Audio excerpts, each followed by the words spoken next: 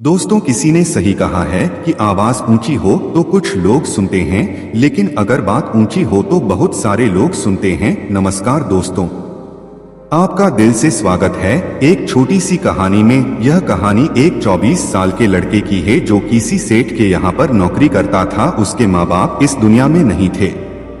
जिंदगी बड़ी परेशानी में चल रही थी। वह जाता था, रोजाना पैसे कमा करके घर आता था, खाना बनाता था, खाता था और सो जाता था। एक दिन उसने देखा कि एक बूढ़ा फकीर अपनी पीठ पर 3 थैले लेकर एक शहर से दूसरे शहर की ओर जा रहा था। वह काफी बूढ़े भी थे और यूं ही सफर कर रहे थे और आखिरकार कुछ दूर और सफर करने के बाद वह चलते चलते थककर एक पेड़ के नीचे बैठ गए। तभी उनकी नजर एक नौजवान युवक पर पड़ी जो उसी रास्ते से जा रहा था और वह भी उसी दिशा में जा रहा था जिस दिशा में उन बूढ़े फकीर को जाना था। तभी वह लड़का उन बूढ़े फकीर के पास से होकर गुजरा। इस पर वह फकीर उस लड़के से कहते हैं, सुनो बेटा, क्या तुम मेरी थोड़ी सी मदद कर सकते हो? यह थैला बहुत भारी है और मैं बूढ़ा हो चुका हूँ। मैं ज्यादा समय तक इनका बोझ नहीं उठा सकता और मैं बहुत थक भी चुका हूँ। तो क्यों ना तुम मेरे एक थैले को ले लो और मुझे उस दूसरे गांव तक पहुँचा दो। इसके बदले में मैं तुम्हें 3 स्वर्ण मुद्राएं दूंगा। वह लड़का उन फकीर की सारी बातें सुनता है और उन फकीर से कहता है, कोई बात नहीं बाबा, मैं आपकी मदद करने के लिए तैयार हूं। कहिए आपको कहां जाना है?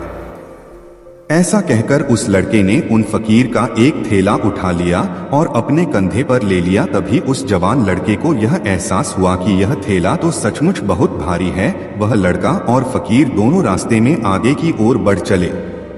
कुछ दूर आगे चलने के बाद देखते ही देखते वह गांव खत्म होने लगा और अब एक सुनसान रास्ता आगे की ओर जा रहा था। वे दोनों अपने मार्ग में मस्त होकर आगे की ओर बढ़ रहे थे।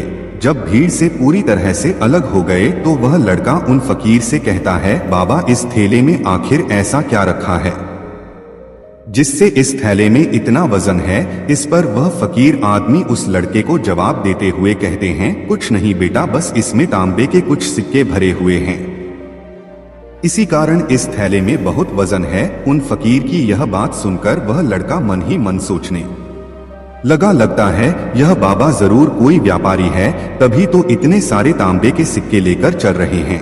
और फिर तभी उसके मन में एक ख्याल आया कि मुझे क्या करना है। मुझे तो खाली यह थैला दूसरे गांव तक पहुंचाना है, बस इतना ही। जैसे ही उसके मन में यह ख्याल आया, उसने तांबे के सिक्कों का वह ख्याल मन से निकाल दिया और अपनी धुन में मस्त होकर वह आगे की ओर चलने लगा। चलते चलते कुछ और समय बीता और वे दोनों एक नदी के किनारे जा पहुंचे। वह लड़का हट्टा कट्टा था और काफी चुस्त और तंदुरुस्त भी था, इसलिए वह बिना सोचे समझे उस नदी में उतर जाता है। किंतु वह फकीर अब भी किनारे पर ही खड़े थे। इस पर वह लड़का उन फकीर से कहता है, क्या हुआ बाबा, चलिए आइए, हमें यह नदी पार करनी होगी, तभी तो हम उस गांव तक पहुंच पाएंगे। इस पर वह फकीर उस लड़के से कहते हैं, मैं जानता हूं बेटा कि हमें यह नदी पार करनी होगी, लेकिन जैसा कि तुम जानते हो मैं अब बूढ़ा हो चुका हूं और 2-2 थैले लेकर मैं यह नदी पार नहीं कर सकता। कहीं मेरा पांव फिसल गया तो क्या होगा? क्या तुम मेरी एक और गठरी ले सकते हो? मैं तुम्हें इसके बदले भी 3 स्वर्ण मुद्राएं दूंगा। इस पर वह लड़का मुस्कुराते हुए उन फकीर से कहता है, बाबा, आप मुझे शर्मिंदा कर रहे हैं। यदि आप मुझे स्वर्ण मुद्राएं ना भी दे तो भी मैं आपका कार्य अवश्य करूंगा। मैं आपको उस दूसरे गांव तक जरूर पहुंचाऊंगा। इस पर वह फकीर मुस्कुराते हुए उस लड़के से कहते हैं, बेटा, तुम तो बड़े ही भले इंसान लगते हो। इतना कहकर उन्होंने वह दूसरी गठरी भी उस लड़के को थमा दी।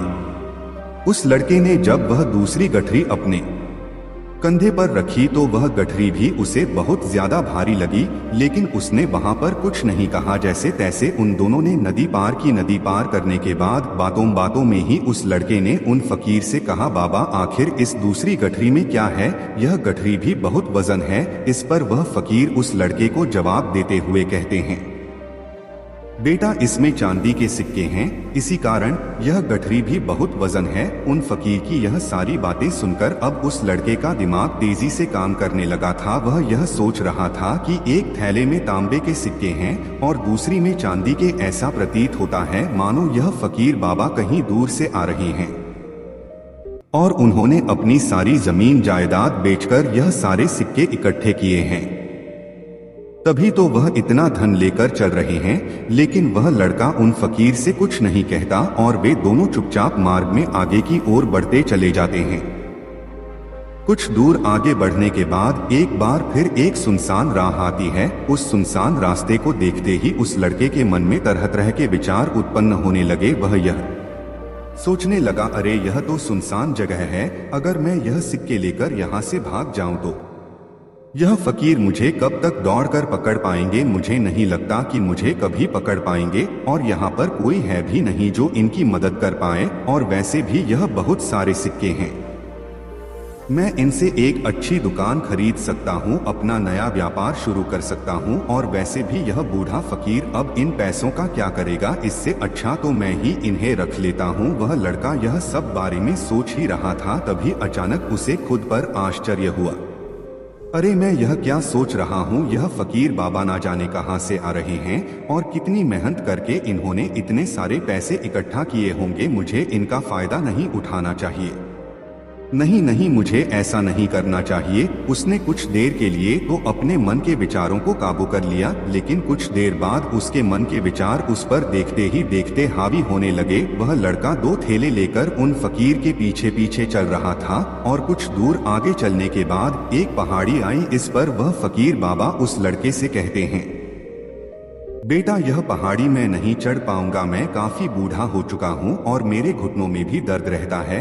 यदि तुम मेरी तीसरी गठरी भी ले लो तो मैं तुम्हें 3 और स्वर्ण मुद्राएं दूंगा, लेकिन याद रखना इसे कहीं गिराना मत, कहीं यह गठरियां खुल ना जाए। इस पर वह लड़का उन फकीर से कहता है, क्यों बाबा, आखिर इसमें ऐसा क्या है। इस पर वह फकीर उस लड़के से कहते हैं, बेटा इसमें स्वर्ण मुद्राएं हैं। यह सुनकर वह लड़का मन ही मन बहुत प्रसन्न हुआ। उसने चुपचाप वह गठरी भी उन फकीर से ले ली, और देखते ही देखते वे दोनों मार्ग में आगे की ओर बढ़ने लगे। अब वह फकीर बिना कोई वजन लिए हुए आराम से पहाड़ की चढ़ाई पर चढ़ रहे थे, किंतु वह नौजवान लड़का जो पीछे था वह वजन के कारण बहुत धीरे धीरे चल पा रहा था। लेकिन जब से उसने सोने का नाम सुना था उसका मन तो छलांग मार रहा था। वह मन ही मन सोच रहा था, अगर मुझे यह सारा धन मिल जाए तो मेरा पूरा जीवन तो आराम से कट जाएगा। वैसे भी यह बाबा तो बूढ़े हो चुके हैं, भला इन्हें इतने पैसों की क्या जरूरत है, इनका जीवन तो वैसे भी कट चुका है। मैं एक काम करता हूँ, यह सारे पैसे लेकर यहाँ से भाग जाता हूँ। लड़के के मन में अनगिनत विचार उठ रहे थे। लड़के का मन अब उसकी बुद्धि पर पूरी तरह से हावी हो चुका था, और उस लड़के का मन अपनी बात को सही साबित करने के लिए उससे कुछ भी कह रहा था। और तभी उस लड़के के मन में एक और विचार उत्पन्न हुआ, और अब की बार वह लड़का यह सोच रहा था, लगता है यह फकीर बाबा कोई चोर है, वरना इनके पास इतनी सारे स्वर्ण मुद्राएं कहां से आएंगे। अगर यह कोई व्यापारी होते तो भला यह इस तरह से पैदल यात्रा तो नहीं करते, और अगर इनके पास इतने सारे पैसे थे तो यह कोई ना कोई साधन भी तो अवश्य कर सकते थे। लगता है यह कोई चोर है, और चोर से चोरी करने में भला क्या बुराई है। यह सोचता हुआ वह लड़का अब उन फकीर से तेजी से आगे की ओर बढ़ रहा था, और देखते देखते वह फकीर से आगे भी निकल चुका था। और वह यह सोच रहा था कि जैसे ही इस पहाड़ की ढलान आएगी मैं तीनों गठरियां लेकर भाग जाऊंगा, इससे यह सारे पैसे मेरे हो जाएंगे और मेरी गरीबी भी हमेशा हमेशा के लिए दूर हो जाएगी। मैं जो चाहूंगा मैं वो कर पाऊंगा, मेरे पास बहुत सारा धन होगा। और देखते देखते वह दोनों पहाड़ की चोटी पर पहुंच गए, और अब ढलान का रास्ता शुरू होने वाला था। तभी वह लड़का उन फकीर से नजरें बचाकर वह तीनों गठरियां लेकर भागता हुआ आगे बढ़ गया। अब उसे अपना शरीर बहुत हल्का महसूस हो रहा था, मानो उसे उन तीनों थैलों का वजन तक ना मालूम पड़ रहा हो। काफी दूर दौड़ते दौड़ते किसी तरह से वह अपने आप को बचते बचाते अपने घर पहुंचा। उसकी खुशी का कोई ठिकाना नहीं था। उसने सोचा, क्यों ना मैं जल्दी जल्दी इन गठरिया में से वह सारे पैसे निकाल लूं। यह सोचकर जब उसने गठरिया खोली तो पहली गठरी में उसे लोहे से जंग भरे हुए सिक्के मिले। यह देखकर उसे यकीन नहीं हुआ। इस पर उसने फटाफट दूसरी गठरी भी खोल डाली, उसमें भी उसे लोहे के जंग लगे हुए सिक्के ही निकले। यह सब देखकर वह लड़का बड़ा हैरान था, आखिर यह सब क्या हो रहा है। उन फकीर ने तो मुझसे और ही कुछ कहा था। अब उसने वह सोने वाली गठरी खोली और उसमें भी लोहे के जंग लगे हुए सिक्के ही निकले। यह देखकर वो लड़का बड़ा क्रोधित हुआ। उसने सोचा, उन फकीर ने मुझसे झूठ क्यों कहा, उन्होंने मुझसे ऐसा क्यों कहा कि एक में तांबे के सिक्के हैं, एक में चांदी के और तीसरे में स्वर्ण मुद्राएं हैं। वह यह सब सोच ही रहा था कि तभी उसकी नजर उस थैले में पड़े एक पत्र पर पड़ी। उसने वह पत्र उठाया और उस पत्र में लिखा था, यह पूरा नाटक ईमानदार व्यक्ति की खोज करने के लिए रचा गया है और मैं इस राज्य का राजा हूँ। मेरी कोई संतान नहीं और इसीलिए मैंने यह षड्यंत्र रचा है ताकि मैं अपने राज्य में किसी एक ऐसे ईमानदार व्यक्ति की खोज कर सकूं जो मेरे बाद इस राज्य का राजा बन सके और इस राज्य के भार को संभाल सके। और इस राज्य का भार वही संभाल सकता है जो पूरी तरह से ईमानदार हो, जिसके मन में किसी प्रकार का कोई लालच ना हो। इतना पढ़ते ही वह लड़का जोर जोर से चिल्लाने लगा। वह सर पकड़कर बैठ गया। वह यह जानता था कि यदि वह अपने मन के विचारों पर काबू कर लेता तो उसका जीवन संवर सकता है, लेकिन वह अपने मन के विचारों पर काबू नहीं कर पाया। दोस्तों, महात्मा बुद्ध कहते हैं कि मन ही सब कुछ है। आप जो सोचते हैं वही बनते हैं, इसलिए आपका सबसे बड़ा दुश्मन भी आपको उतना नुकसान नहीं पहुंचा सकता जितना कि आपके मन के यह अनियंत्रित विचार पहुंचा सकते हैं। महात्मा बुद्ध कहते हैं, अपने भीतर ध्यान से देखो। हमारे भीतर जो विचार चल रहे हैं वही विचार शब्द बनते हैं और शब्द कर्म के रूप में प्रकट होते हैं। बार बार दोहराने पर कर्म बर्ताव में बदलता है और धीरे धीरे समय के साथ बर्ताव चरित्र में परिवर्तित हो जाता है और यही चरित्र हमारे भाग्य का निर्माण भी करता है। इसलिए हमें हमेशा अपने विचारों के प्रति सजग होना बहुत आवश्यक है। हमें जागरूक होना बहुत आवश्यक है। हमें यह जानना जरूरी है कि हमारे मन में किस प्रकार के विचार आ रहे हैं। आगे महात्मा बुद्ध कहते हैं कि कमजोरी हमेशा छोटे विचार से शुरू होती है। यह एक बीज के रूप में होती है और यदि इस बीज को नष्ट ना किया जाए तो यह छोटा सा विचार बहुत जल्द ही एक विशाल वृक्ष का रूप ले लेता है और हमारी बुद्धि की सोचने और समझने की क्षमता को पूरी तरह से नष्ट कर देता है। जिस प्रकार आपने इस कहानी में देखा किस प्रकार उस जवान लड़के का मन उस पर हावी हो चुका था और उसकी सही और गलत सोचने की क्षमता पूरी तरह से नष्ट हो चुकी थी, जिस कारण वह यह समझ नहीं पाया कि उसे क्या करना चाहिए और उसके लालच ने उसके भीतर इतनी ऊर्जा भर दी कि वह तीनों थैले उठाकर इतनी तेजी से वहां से भागता आगे भी बढ़ गया। इसीलिए जब आपके मन में पहली बार कोई गलत विचार उत्पन्न हो तभी उसे जड़ से उखाड़ देना चाहिए, अन्यथा वह विशाल वृक्ष का रूप लेगा और आपको किसी न किसी गलत राह पर वह ढकेल ही देगा। आप चाहकर भी उसे रोक नहीं पाएंगे।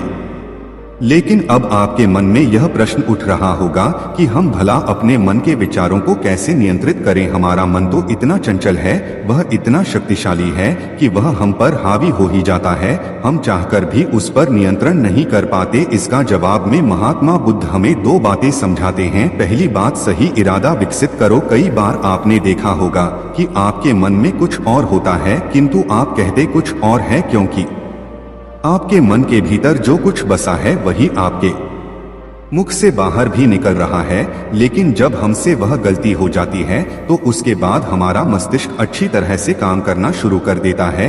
हमारे सोचने और समझने की क्षमता एक बार फिर से जागृत हो जाती है और ऐसी अवस्था में हमें यह एहसास होता है कि हमसे गलती हो गई है और फिर हमारा मन दुखी हो जाता है, हमारा मन अफसोस से भर जाता है। और इस भारीपन और दुख से बचने के लिए महात्मा बुद्ध हमें सही इरादा विकसित करने के लिए कहते हैं। इसके लिए जब भी आप कोई कार्य करने जा रहे हो तो सबसे पहले आपको को यह खुद से पूछना चाहिए कि जो कुछ भी मैं करने जा रहा हूँ इसके पीछे मेरा इरादा क्या है। क्या मैं दूसरों को दुख पहुंचाना चाहता हूं या दूसरों को नीचा दिखाने जा रहा हूं या मुझे खुद को ऊपर उठाना है। खुद से सवाल कीजिए, खुद को जागृत कीजिए। जब आप इरादों के प्रति सचेत होने लगेंगे, जब आप विचारों के प्रति सजग होने लगेंगे, तभी आपके भीतर सकारात्मक ऊर्जा का प्रवाह होगा। तभी आप सकारात्मक इरादों से जुड़ने लगेंगे और आपके मन के भीतर बसी हुई वह नकारात्मक ऊर्जा और नकारात्मक इरादे दिन ब दिन कम होने लगेंगे। परंतु याद रहे, आपको यह हर रोज करना होगा और आपको यह हमेशा ध्यान रखना होगा कि आपको केवल अच्छा सोचना है, आपके इरादे हमेशा अच्छे होने चाहिए, तभी आप दुख और तकलीफों से बच सकते हैं, अन्यथा आप इसी तरह से दुख और तकलीफों में घिरे ही रहेंगे और आप कभी इससे निकल नहीं पाएंगे। दूसरी बात, मन के प्रति सजगता विकसित करो, जिससे आपका मन देखता देखते शांत होगा और आपके मन के भीतर बसी हुई वह नकारात्मक ऊर्जा, नकारात्मक विचार खत्म होने लगेंगे और आप शांति की ओर आगे बढ़ेंगे। और आपको इसके लिए बस इतना ही करना है कि इस पल में जो कुछ भी हो रहा है, आपकी आंखों के सामने, आपके भीतर जो कुछ भी जैसा भी चल रहा है, बस उसे देखते रहना है। अपने मन के अच्छे बुरे विचार, अपनी भावनाएं और अपनी यादों पर बिना प्रतिक्रिया दिए उन्हें केवल देखते रहना है, जिससे आप मन के सारे विचार देखते ही देखते खत्म होने लगेंगे, आपका मन खाली होने लगेगा और आप नकारात्मक विचारों से, नकारात्मक सोच से बच सकते हैं और आप इन दुख और तकलीफों से भी दूर रह सकते हैं। इसीलिए महात्मा बुद्ध कहते हैं, जो स्वयं को देखता है वही सबसे बड़ा तपस्वी है, अर्थात जो अपने मन में चल रहे उन विचारों को बिना प्रतिक्रिया दिए हुए केवल देखता है और उन पर कोई भी प्रतिक्रिया नहीं करता, बस उन्हें देखता और समझता है। वास्तविकता में वही मन पर नियंत्रण भी कर सकता है और वही अपना जीवन सुखी और खुशहाली तौर पर जी सकता है। इसलिए यदि आप भी अपने जीवन को सुखी और खुशहाल बनाना चाहते हैं तो आपको सबसे पहले अपने मन पर नियंत्रण साधना ही होगा, अपने मन को खाली करना ही होगा, अपने मन के विचारों के प्रति आपको सजग होना ही होगा। दोस्तों, उम्मीद है कि आपने आज की इस वीडियो से जरूर कुछ ना कुछ सीखा होगा, तो इस वीडियो को लाइक और अपने दोस्त के साथ शेयर भी जरूर कीजिएगा और हमें ऐसे ही सपोर्ट करने के लिए चैनल को सब्सक्राइब और घंटी बटन को जरूर दबा दीजिएगा। चलिए मिलते हैं फिर अगली वीडियो में, तब तक के लिए अपना ख्याल रखें। धन्यवाद और नमो बुद्धाय।